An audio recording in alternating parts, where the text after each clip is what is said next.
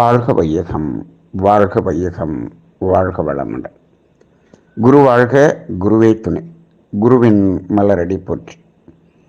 சிந்தனையை, உடல் நலத்தை சீரமைத்து உய்வித்த குருவே வாழ்க.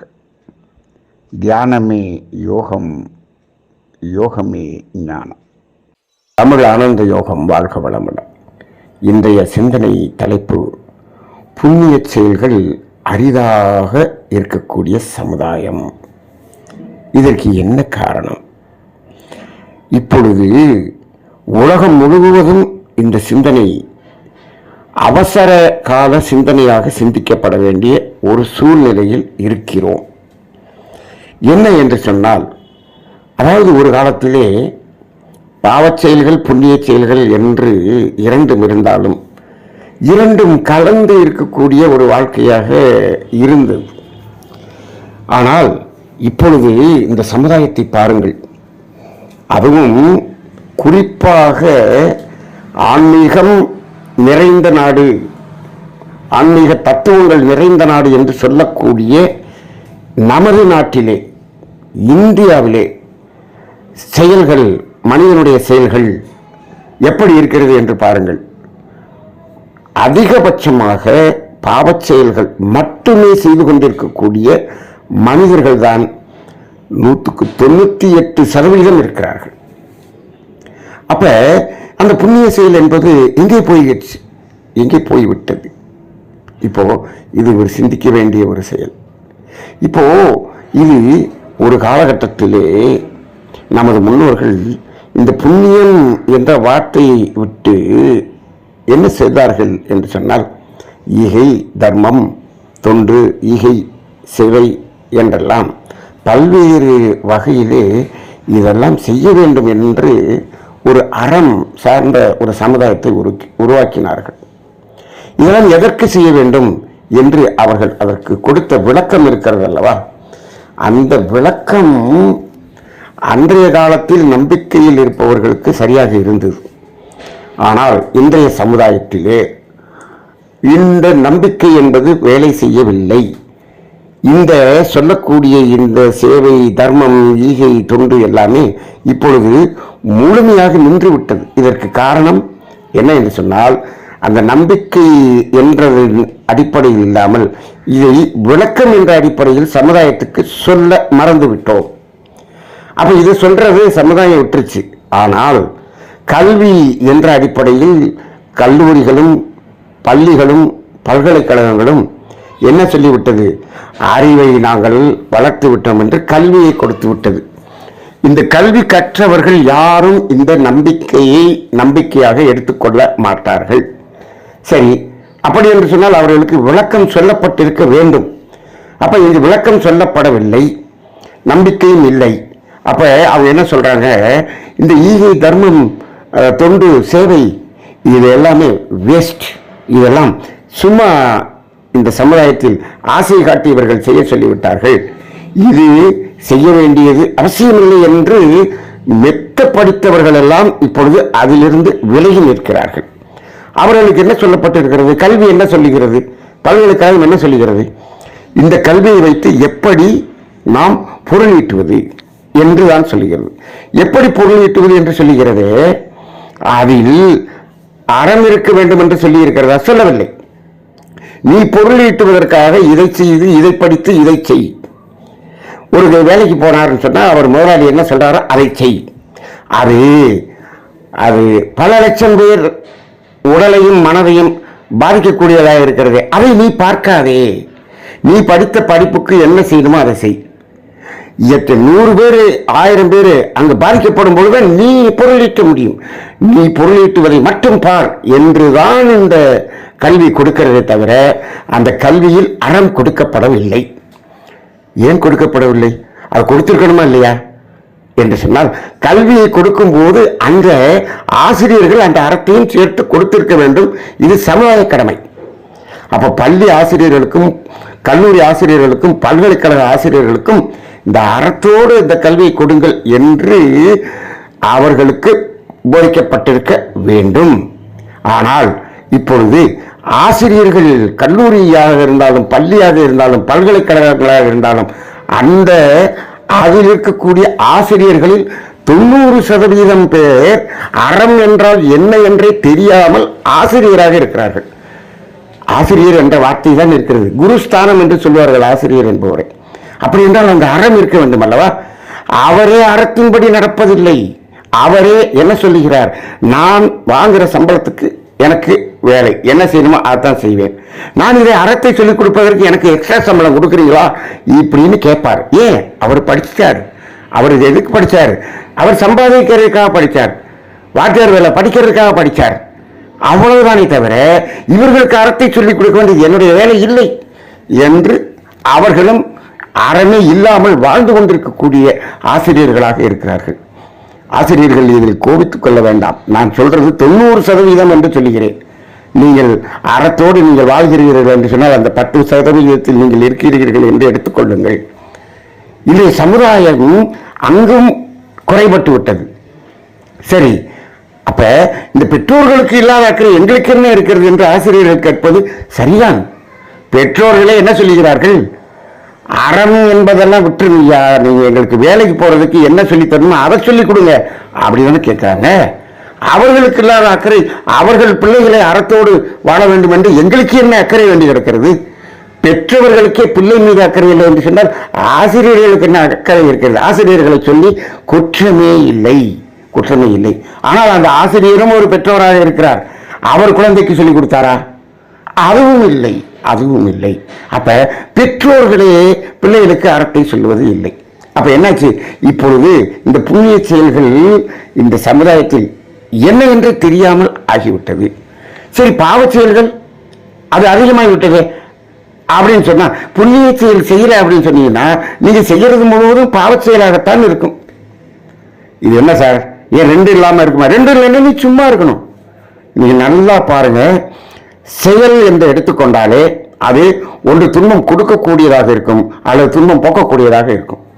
துன்பம் போக்கக்கூடிய செயல் என்பது புண்ணியம். அந்த புண்ணியம் குறைஞ்சிருச்சு அப்படின்னு சொன்னா மிச்சமில்லை என்ன இருக்கு அப்படின்னா பாவம் தான் இருக்கிறது. அப்ப முன்னாடி காலத்துல இருந்த அந்த புண்ணியம் பாவம் ரெண்டு ஒரு 50% இருந்துச்சுன்னு வச்சுக்கோ, 50-50 இருந்துச்சுன்னு வச்சுக்கோ.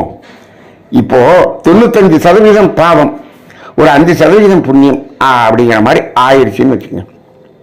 அப்ப எந்த ஒரு உற்பத்தி ஸ்தாபனமாக இருந்தாலும் அந்த உற்பத்தி ஆகக்கூடிய பொருள் அதாவது மனிதர்களுக்கு துன்பத்தை போக்கக்கூடிய பொருளாக இருக்கிறதா என்று கேட்டால் ரொம்ப வேதனைப்பட வேண்டிய விஷயம் என்ன தெரியுமா? விவசாய பொருள்களே நோயை உண்டு பண்ணக்கூடிய அளவில் உற்பத்தி செய்யக்கூடிய விவசாயிகள் தான் 95% இருக்கிறார்கள். எல்லாம் உரத்தை போட்டு மருந்தை போட்டு அவர்களுக்கு அது லாபமாக இருக்க வேண்டும். ஏன்? அவர்களும் வாழ வேண்டும் அல்லவா? அப்படி இல்லாட்டி அவர்களும் வாழ முடியாது. அவர்களும் இயற்கையாக பயிர் செய்தால் அதற்கும் இந்த சமுதாயம் என்ன சொல்கிறது? அந்த விலைக்கு நாங்கள் வாங்குவதற்கு தயாராக இல்லை. அப்ப அவர்களும் நீங்கள் எப்படியோ எதையோ சாப்பிட்டுட்டு நீங்க நோயாளி ஆனால் பரவாயில்லை என்று அந்த உற்பத்தி அப்படி இருக்கிறது. விவசாய உற்பத்தியே பாவ செயலாக இருக்கும் பொழுது விவசாயம் செய்யறது புண்ணியம் நம்ம சொல்லிக்கிட்டு இருப்போம். இன்னைக்கு விவசாயம் செய்யறது பாவமாக மாறிவிட்டது. மாற்றிவிட்டார்கள். இதில் பெரும் பகுதியான அந்த காரணம் இந்த விவசாயம் சார்ந்த பல்கலைக்கழகத்தில் இருக்கக்கூடிய விஞ்ஞானிகள் இருக்கிறார்களே, அவர்களையும் அவர்கள் சந்ததியையும் தான் சாரும். அத்தனை பாவமும் அவர்களை சாரும். அவர்கள்தான் இந்த விவசாயம் என்பதையே கெடுத்து இப்படி ஆக்கிவிட்ட ஒரு சூழ்நிலையையும் பார்க்கிறோம். அப்ப விவசாய உற்பத்தி அப்படி இருக்கிறது என்று சொன்னால் மற்ற பொருள்களின் உற்பத்தி துன்பத்தை போக்குவதாக இருக்கிறதா, துன்பத்தை கொடுப்பதாக இருக்கிறதா? எந்த ஒரு இதை எடுத்துக்கொண்டாலும், எந்த ஒரு வணிகம் என்று எடுத்துக்கொண்டாலும் அதில் துன்பம் போக்குகிறதா என்ற பார்வையே இல்லை. துன்பம் கொடுக்கிறதா, அதை ஏன் பார்க்கிற? அதை பார்க்காத, நீ கடிவாளம் போட்ட போர் செல். அப்ப இப்படி இருக்கக்கூடிய ஒரு சமுதாயமாக இருப்பதை நாம் பார்க்கிறோம். அப்ப இப்போ செய்யக்கூடிய செயல்கள் எல்லாம் பாவச் செயல்களாக இருக்கக்கூடிய சமுதாயமாக இருக்கிறது. அதான் இன்னைக்கு சிந்தனையினுடைய தலைப்பு முதல் வரியே என்ன சொல்லுது? இன்னைக்கு பாவச் செயல்கள் மட்டுமே மனிதர்கள் செய்து கொண்டிருக்கும் பொழுது அப்ப இன்னைக்கு இருக்கக்கூடிய இளைஞர்கள் என்ன செய்வார்கள்? சமுதாயத்தில் பெரியவர்கள் எல்லாம் என்ன செய்கிறார்களோ பெரியவர்கள் செய்வதை நாம் செய்ய வேண்டும். அதை அப்படியே அவர்கள் பார்த்து அதை செய்வார்கள். எல்லாரும் எங்க அப்பா அம்மா செஞ்சதான் நான் செய்யறோம், சமுதாயத்தில் எல்லாரும் செய்யறதான் நாங்க செய்யறோம். சமுதாயத்தில் உங்க அப்பா அம்மாவும் உங்க பெற்றோர்களும் அந்த சமுதாய மக்களும் முழுக்க முழுக்க பாவத்தை செய்து கொண்டிருக்கோம். அப்ப நாங்க அதைத்தான் நான் பழகியிருக்கோம், அதுதான் எங்களுக்கு தெரியுது. அப்ப நாங்களும் பாவத்தை செய்கிறோம் என்று பாவத்தை செய்யக்கூடிய சமுதாயமாகவே இருக்கிறது. இப்ப என்ன செய்யலாம்? இப்ப ஏன் புண்ணியம் செய்ய வேண்டும் என்று சொல்லித்தரவில்லை. சரி, இப்படி இருக்கிறது. சரி, இப்பொழுது துன்பம் கூடி இருக்கிறதா குறைஞ்சிருக்கிறதா? துன்பம் கூடி இருக்கிறது, உச்சகட்டத்துக்கு போயிருச்சு. இதெல்லாம் உச்சகட்டம் இல்லை. சமுதாயம் தெரிந்து கொள்ள வேண்டும். இதை கேட்டுக்கொண்டிருப்பவர்களும் பெற்றோர்கள் தான் நீங்கள். இதில் நீங்கள் சில ஆசிரியர்களும் இருக்கலாம். தயவு செய்து இதை நீங்கள் தவறாக எடுத்துக்கொள்ள வேண்டாம். சிந்தனை செய்து பாருங்கள், சிந்தனை செய்து பாருங்கள். இப்பொழுது இதனுடைய நிலை அடுத்து வரக்கூடிய நமது சந்ததியினுடைய வாழ்க்கையிலே இப்பொழுதே துன்பம் உச்சகட்டம் என்று சொல்லிக் கொண்டிருக்கிறோம் அல்லவா? இதைவிட இன்னும் பல மடங்கு துன்பத்தை இந்த இயற்கை இங்கு வாழக்கூடிய நமது அடுத்த சந்ததிக்கு கொடுக்க போகிறது. இதைவிட கொடுமையான நோய்கள் வரப்போகிறது, கொடுமையான இயற்கை சீற்றங்கள் வரப்போகிறது. எல்லோரும் பயமுறுத்துகிறார்கள் அல்லவா? பஞ்சபூதங்கள் சீற்றம் எடுக்கப் போகிறது என்று. ஏன்? இந்த பஞ்சபூதங்களுக்கும் இந்த இயற்கைக்கும் என்ன ஆசையா? இந்த மனிதர்களுக்கு இப்படியெல்லாம் கொடுமை கொடுக்க வேண்டும், துன்பத்தை கொடுக்க வேண்டும் என்ற ஆசையா? அதனிடம் கேட்டு சென்றால், நாங்கள் இங்கு கொடுத்தோம், நீங்கள் துன்பத்தை வரவழைப்பதற்குரிய செயலை உருவாக்கி விட்டீர்கள். நான் இயற்கை என்ன செய்ய முடியும்? நாங்கள் வேடிக்கை தான் பார்த்துக் கொண்டிருக்க முடியுமே தவிர அதை தடுப்பதற்கு எங்களால் முடியாது என்று இயற்கை சொல்லிவிடும். வள்ளுவர் சொன்னது போல, தெய்வத்தால் ஆகாது, தெய்வத்தாலுமே ஆகாது, முடியாது. ஏன்? இதெல்லாம் இயற்கை கொடுத்த துன்பம் இல்லை. துன்பத்தை நாங்கள் உருவாக்கி எங்கள் சந்ததிக்கு கொடுப்போம் என்று நீங்கள் உருவாக்கினீர்கள். அப்ப அது வருகிறது. இதற்கு நாம் ஒன்றும் செய்ய முடியாது என்று இயற்கை சொல்லிவிடும். அப்ப இதற்கு என்னதான் வழி? என்னதான் வழி? அப்ப இதற்குரிய விளக்கம் கொடுக்கப்பட வேண்டும். மனிதர்கள் துன்பம் வரக்கூடிய பாவத்தை செய்து வைத்திருக்கிறார்களே, இந்த இயற்கை ஒரே ஒரு வகையில் தான் நமக்கு உதவி செய்ய முடிகிறது. என்ன அந்த ஒரு வகை என்று சொன்னால், அதற்குரிய விளைவை உடனுக்குடன் கொடுக்காமல் அதை நிறுத்தி வைத்திருந்து காலத்தால் அந்த விளைவாக கொடுக்கிறதே, இந்த ஒரே ஒரு செயலை மட்டும்தான் இந்த இயற்கை நமக்கு சாதகமாக செய்ய முடியும். அப்ப அதை நிறுத்தி வைத்திருக்கிறது, காலத்தால் வருகிறது. இப்பொழுதுதான் அந்த காலம் கடந்து வரக்கூடிய காலத்துக்கு வந்துட்டோம். அப்ப அது என்ன சொல்லுகிறது? அது வருவதற்கு முன் நீ புண்ணிய செயல் செய்து அதை அழித்து விடு என்று சொல்லுகிறது. ஓ, அப்ப புண்ணிய செயல் என்பது இந்த பாவத்தை அழித்து விடுமா? அதுதான் ஆன்மீகம், அதுதான் வேதாத்திரியம். என்ன ஒரு பெரிய ஒரு மனவேதனை என்று சொன்னால், வேதாத்திரிய ஆசிரியர்கள், பெரிய ஆசிரியர்கள் என்று சொல்லிக் கொண்டிருப்பவர்களே இதை நம்புவதில்லை. நம்பாமல் இதை கேள்வி கேட்கிறார்கள். இதை அவர்கள் என்ன செய்கிறார்கள்? விமர்சனம் செய்கிறார்கள். புண்ணியம் செய்தால் புண்ணியம் செய்வதற்கு அவர்களுக்கு நல்ல பலன் வருமாம். புண்ணியம் என்பது பாவத்தை அழிக்கிறது என்பதற்கு பதிலாக புண்ணியம் செய்தால் உங்களுக்கு நல்லது கிடைக்கும் என்று, புண்ணியம் செய்துதான் நீங்கள் நல்லதை பெற வேண்டும் என்று இறைவனை அசிங்கப்படுத்தக்கூடிய ஆசிரியர்களாக இருக்கிறார்கள். ஆசிரியர்கள் கோபித்துக் கொள்ள வேண்டாம். ஏன்னா இப்படி என்னிடம் கேள்வி கேட்கக்கூடிய ஆசிரியர்கள் இருப்பதனால் தான் சொல்லுகிறேன். எல்லா ஆசிரியர்களும் அப்படி இல்லை. ஆனால் இதை மட்டும் புரிந்து கொள்ள வேண்டும். புண்ணியம் செய்துதான் நீங்கள் நல்லதை பெற வேண்டும் என்று இயற்கை கொடுக்கவில்லை. வேதாத்ரி மகர்ஷியினுடைய பாடலை பாருங்கள். இன்ப ஊற்றாய் நிறைந்த இறைவா, எங்கும் இன்ப ஊற்றாய் நிறைந்த இறைவா, அன்பு ஊற்றாய் தோற்றங்கள் அனைத்தினுள்ளும். எவ்வளவு பெரிய வார்த்தையை அவர் போட்டிருக்கிறார். அப்படி இருக்கும்போது நீங்கள் புண்ணியம் செய்துதான் அந்த நல்லதை பெற வேண்டுமா? இல்லை.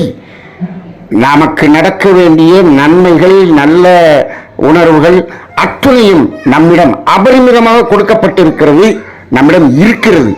அது ஏன் தெரியவில்லை என்று சொன்னால், நாம் ஏற்படுத்தி வைத்திருக்கக்கூடிய அந்த துன்பத்துக்கான பாவம் என்பது அதை மறைத்துக் கொண்டிருக்கிறது என்ற வேதாத்திரிய உண்மை இன்று சமுதாயத்துக்கு சொல்லித்தரப்பட வேண்டும்.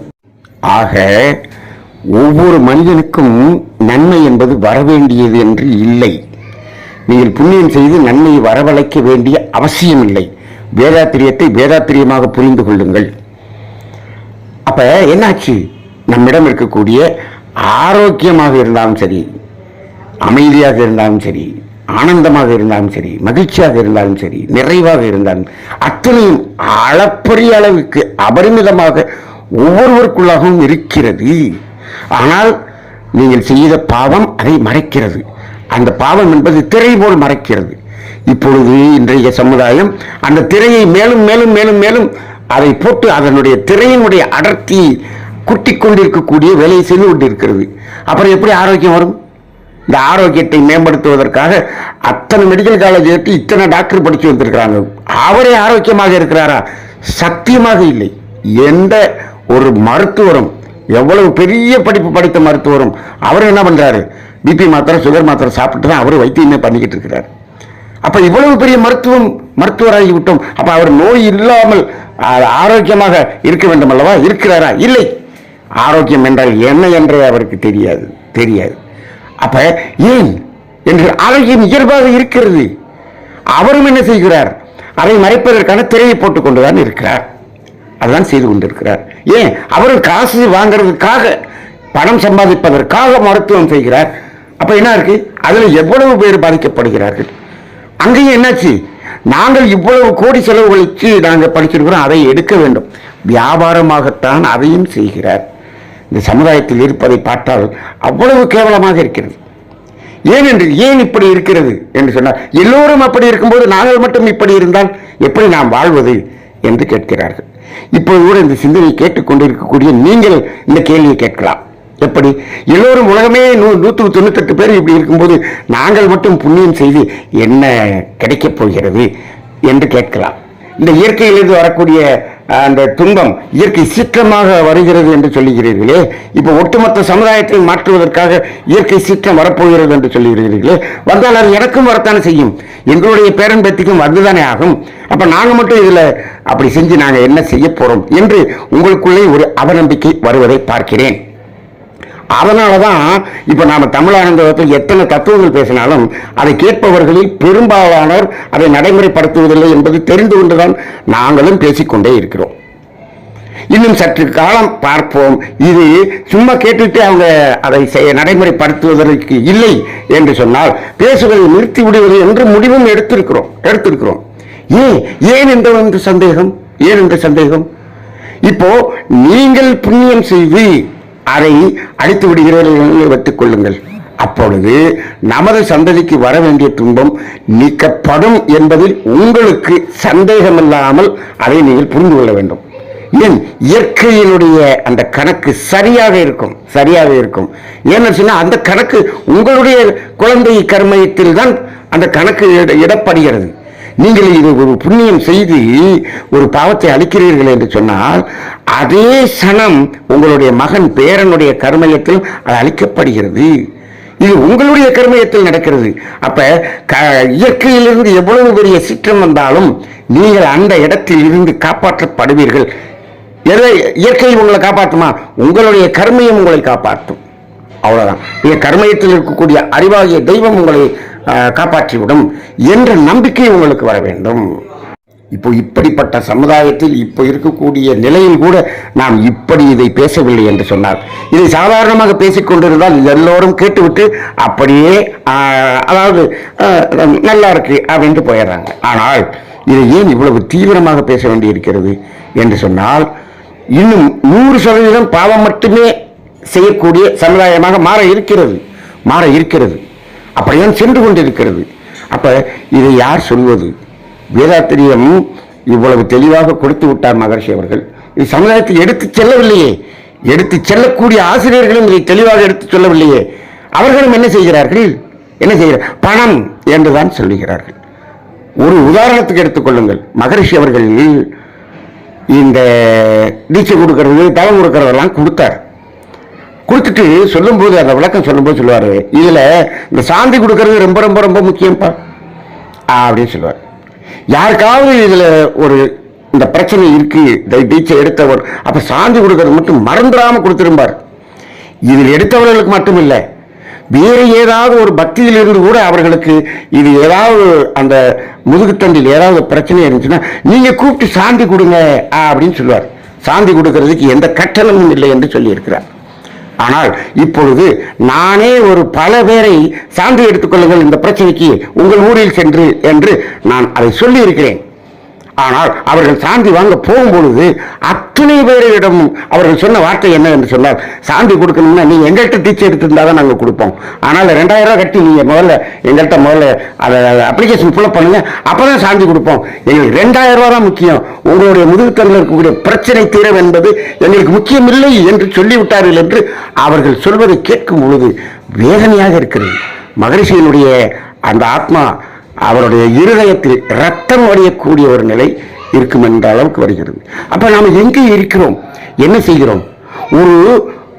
அதாவது ஒரு உடலால் அவர்கள் பாதிக்கப்பட்டிருப்பவர்களுக்கு ஒரு சாந்தி கொடுத்து அதை சரி செய்வது என்பது எவ்வளவு பெரிய புண்ணியம்.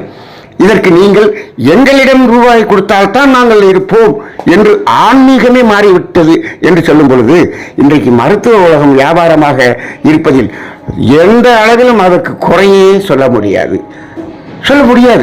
இப்ப நம்ம ஆசிரியர்களை சொல்லுகிறோம், மருத்துவர்களை சொல்லுகிறோம். ஆன்மீகத்திலேயே இப்படி இருக்கும் பொழுது அவர்களை குறை சொல்வதற்கு நமக்கு தகுதியே இல்லை என்ற ஒரு வேதனை இருக்கிறது. இந்த தலைப்பு பேசும் பொழுது நான் மிகவும் வேதனை உற்றுத்தான் பேசிக் கொண்டிருக்கிறேன். அப்ப இப்ப நீங்க கேட்கிறவங்க ஒரே ஒரு முடிவு மட்டும் எடுங்க. இதை நீங்கள் உங்களுடைய நண்பர்களுக்கோ உறவினர்களுக்கோ எல்லாருக்கும் நீங்கள் பகிர்ந்து கொள்ளுங்கள் என்று சொல்றேன். இந்த சிந்தனையை மட்டும் நீங்கள் யாருக்கும் பகிர்ந்து கொள்ள வேண்டாம் என்று சொல்லுகிறேன். ஏன் இதை நீங்கள் பகிர்ந்து கொண்டீர்கள் என்று சொன்னால் உங்களை புண்ணிய செயல் செய்ய விடாமல் அவர்கள் தடுத்து விடுவார்கள். நீங்கள் செய்து கொள்ளுங்கள். உங்களிடம் யாராவது எனக்கு ரொம்ப துன்பமா இருக்கு, இதுக்கு என்ன செய்யறதுன்னு கேட்டா சொல்லுங்க. அவ்வளவுதானே தவிர இந்த உலகில் இருக்கக்கூடிய துன்பத்தை நீக்குவதற்கு இந்த ஒரே ஒரு வழியை தவிர வேறு எந்த வழியும் இல்லை, எந்த பல்கலைக்கழகத்திலும் இல்லை, எவ்வளவு பெரிய டாக்டரேட் படித்தவனாலையும் முடியாது. இதுதான் வழி என்பதை உணர்ந்து கொள்ளுங்கள். ஆக இந்த புண்ணியம் என்றால் என்ன என்று இல்லாமல் போன இந்த சமுதாயத்தில் நாம் இப்பொழுது வாழ்ந்து கொண்டிருக்கக்கூடிய ஒரு காலம், இதில் இந்த 2025 என்பது இயற்கை கொடூரமான துன்பத்தை கொடுக்கக்கூடிய ஒரு நிலைக்கு வந்துவிட்டது. இப்பொழுதாவது நாம் சுதாரித்துக் கொள்வோம். கரெக்டா இந்த சிந்தனை கரெக்டா நமக்கு எப்போ வந்திருக்கு? இந்த செப்டம்பர் மாதம் வந்திருக்கு. செப்டம்பர், அக்டோபர், நவம்பர், டிசம்பர், இந்த 4 மாதத்துக்குள்ள நாம அதில் சிக்கிக்கொள்ளாமல் மாற்றிக்கொள்வதற்கு நம்மாலான உதவி செய்வோம். அப்ப முதல்ல பாவம் துன்பம் கொடுக்கக்கூடியதை நிறுத்துங்கள், துன்பம் போக்கக்கூடியதை செய்யுங்கள். அவ்வளவுதான். அப்ப இதை நீங்க போய் தேடி போயெல்லாம் செய்யாதீங்க. நீங்கள் இதை செய்ய வேண்டும், செய்து என்னுடைய சந்ததிக்கு ஒரு நல்ல ஒரு கர்மயத்தை மாற்ற வேண்டும் என்று ஆழமாக நினையுங்கள். துன்பம் இருக்கக்கூடிய இடம் உங்களுக்கு இயற்கையால் காண்பிக்கப்படும். நீ முடிந்த அளவுக்கு அந்த துன்பம் போக்கும் செயலை செய்யுங்கள். இப்போ இந்த சிந்தனையை கொடுத்து கொண்டிருக்கக்கூடிய இந்த சிந்தனை கொடுப்பது கூட துன்பம் கொடுப்பதற்காகத்தான் இவ்வளவு வேதனைப்பட்டு கொடுக்கக்கூடியவர்களாக நாங்கள் இருக்கிறோம். நாங்களும் ரொம்ப நாமெல்லாம் பர்ஃபெக்டா நம்ம கர்மத்தை தூய்மை செய்துவிட்டு பேசுகிறோம் என்று இல்லை, நாம முயற்சி செய்து கொண்டிருக்கிறோம். இந்த முயற்சியை செய்வதற்காகத்தான் இதை பேசிக் கொண்டிருக்கிறோம். இதை கேட்பவர்களையும் இணைத்துக் கொள்வோம், வருபவர்களை இணைத்துக் கொள்வோம் என்ற அடிப்படையில் தான் இதை சொல்லிக் கொண்டிருக்கிறோம். அந்த அடிப்படையிலே இன்றைய சமுதாயத்துக்கு இது மிக மிக மிக அவசியம், அவசரம் என்ற நிலையில் நல்ல சிந்தனைகளை சமுதாயத்துக்கு விதைத்து நல்ல சமுதாயத்தை உருவாக்குவோம். வாழ்க வளமுடன்.